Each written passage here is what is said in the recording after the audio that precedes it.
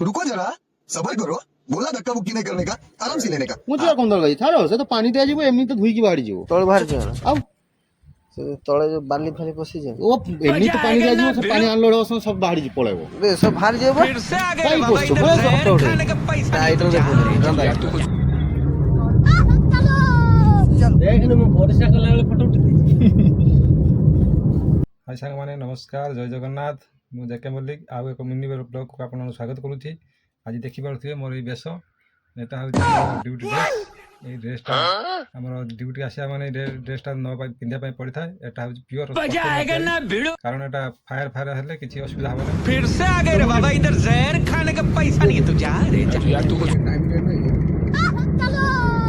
ତ ଅସୁବିଧା କିଛି ନାହିଁ, ସେଠି ଗୋଟେ ଘର ହଉଛି। ସେଠି ଗୋଟେ ଘର रुको ହଉଛି जरा, सबर करो। କୋଉଠି? बोला धक्का मुक्की नहीं ତମେ करने का, ଯୋଉଠି ପାର आराम से ସେଇଠି लेने ଦେଖିଦବୁ। का। ସେଦିନ ଯାଇଥିଲା ଲୋଡର ଗାଡ଼ି ଦିଅନି ରେକର୍ଡିଂ ଚାଲିଛି। ଆବେ ସାଲେ ପୁଣି ଯୋଉ ରେକର୍ଡିଂ ଆବେ ସାଲେ ମାନେ ସେଦିନ ଯୋଉ ଲୋଡ ଯାଇଥିଲା ନା, ଶଳା ମୋତେ ଗଲା ଯୋଉଠି ଗୋଟେ ଦେଖଉଛି ଏମିତି। ଆବେ ସାଲେ ତ ମୁଁ ନେଇକି ସେଇଠୁ ଗୋଟେ ଫଟୋ ଉଠେଇ ଟାଇଟର ଦେଖୁଥିଲି ଜନ୍ଦା ଆଇଟର ଦେଖେନି ମୁଁ ପରିସ୍ରା କଲା ବେଳେ ଫଟୋ ଉଠେଇଦେଇଛି।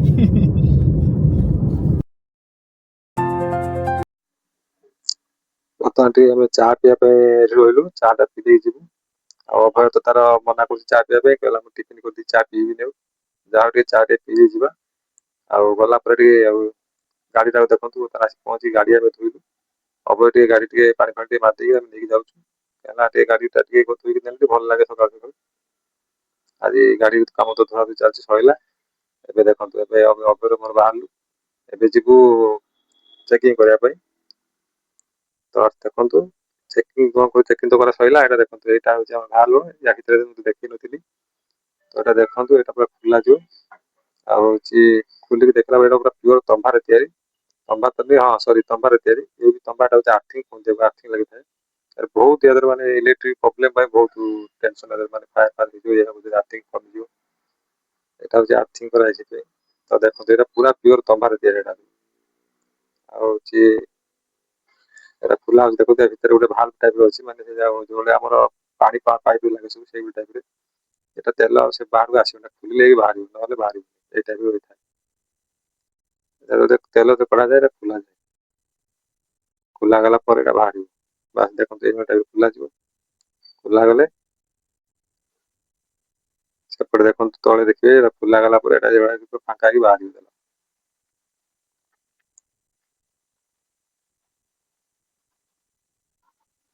ଦେଖିଛନ୍ତି, ଆପଣ ଆହୁରି ପୁରା ଖୋଲିଦେଲେ ପୁରା ଖୋଲିଯିବ, ଆଉ ବନ୍ଦ କଲେ ପୁରା ବନ୍ଦ ହେଇଯିବ। ଏଇ କାମଟା ଆଜି ଆମର କରିବାର ଥିଲା, କିନ୍ତୁ ତ ପେଟ୍ରୋଲ ଥିଲା ବୋଲି ଆମର ହେଲାନି।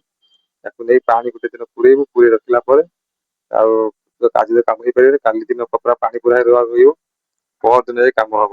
କାହିଁକି ନା ୱିଲ୍ଡିଂ ଫିଲ୍ଡିଂ ମାରି ହବନି, ପାଣି ଅଛି। ପେଟ୍ରୋଲ ଥିଲା ବେଳେ ୱିଲ୍ଡିଂ ମାରି ଫାୟାର ହବାର ଚାନ୍ସ ବହୁତ ଅଛି।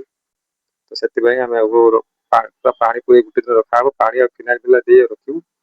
ପହରଦିନକୁ ପୁଣି କାମ କରିବା ପାଇଁ ଆଣିବୁ। ଆଣିଲା ପରେ ଯୋଉ କାମ ହବା କଥା ସବୁ ହବ। ଆଉ ଭାଇ ତାର କଣ ମିସ୍ତ୍ରୀ କହୁଛି, ମିସ୍ତ୍ରୀ ତାର ବନଉଛି। ଆଜି ତ ବନେଇବନି, ଖାଲି ତାର କଣ କହୁଛି ତାକୁ ଆଉ।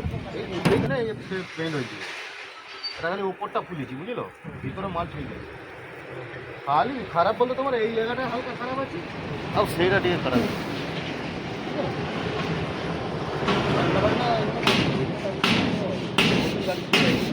তোমার জিনিসটা তোমার খারাপ ভালো আছে খারাপ হ্যাঁ সেখানে পুরিলে কিছু অবস্থা রইব আর কিছু হইব না কাম কাজে বহুত আছে বুঝলো আমি বুঝি আর মালিক তো বললাম না দেখো এইসব জিনিস করতে গেলে মিনিমাম গাড়ি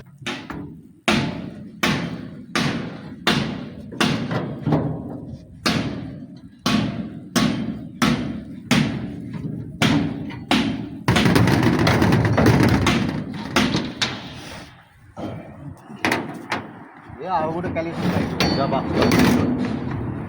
ମାଛ ଯାଉଛି ଆଉ ଗୋଟେ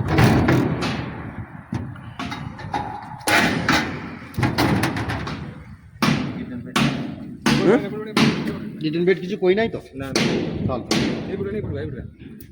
এইটাই জালি লাগে না বুঝলো হ্যাঁ লাগিয়ে মোটা দেবো। পাইপটাই হ্যাঁ খালি সরুটাই চেঞ্জ করতে হবে পুরা কথা ঘুরে দেবো ডবল ঘন্টা করে হ্যাঁ আমি জানি ডবল সে ডবল হবে আর যে মোটা পাইপ যেটা লাগে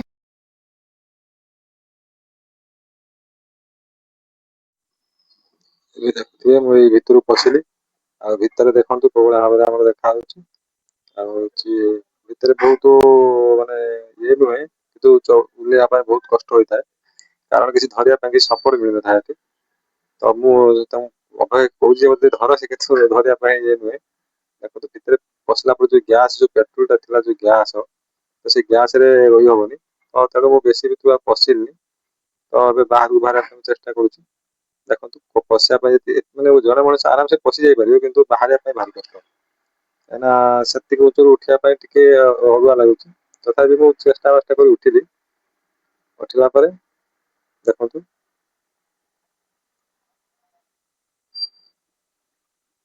ବାସ୍ ଏବେ ଉଠି ଆସିଲେ ଏଇଭଳି ଭାବରେ ଦେଖନ୍ତୁ ଭିତରେ ପୁରା ଫାଙ୍କା ତାପରେ ତା ମେନ୍ ହୋଲଟା ତାକୁ ଖୋଲି ଦେଇଛୁ ପୁରା ତିନିଟା ଏଇଭଳିଆ ତିନିଟା ଆମର ହୋଲ ଥାଏ ଭିତରେ ଦେଖନ୍ତୁ ଏଇଭଳି ଏଟା ହେଲା 5,000 ଲିଟର ଏବେ ତେଲ ଧରିବ 5,000 ଲିଟର ଭିତରେ ଦେଖନ୍ତୁ ଏଇଭଳିଆ ଟାଇପର ଦିୱାଲ ଅଛି ମଝିରେ ସବୁ ଏଟା ଗୋଟେ ଜାଣିବେ ଯେ ଗୋଟେ ଟାଙ୍କି ଏଟା ଗୋଟେ ଟାଙ୍କି ମଝିରେ ତିନିଟା ଟାଙ୍କି ଯୋଡା ହେଇଛି ତିନିଟା ଟାଙ୍କି ଯୋଡା ହେଇ ଗୋଟିଏ କରାହେଇଛି ଆପଣ ଚାହିଁଲେ ଏଥିରେ ପେଟ୍ରୋଲ ଆଣିପାରିବେ ଚାହିଁଲେ ଡିଜେଲ ଆଣିପାରିବେ ଆଉ ଚାହିଁଲେ ଆଣିପାରିବେ ଏଇଟା ଦେଖନ୍ତୁ ଏଇଟା ତା ଦେହରେ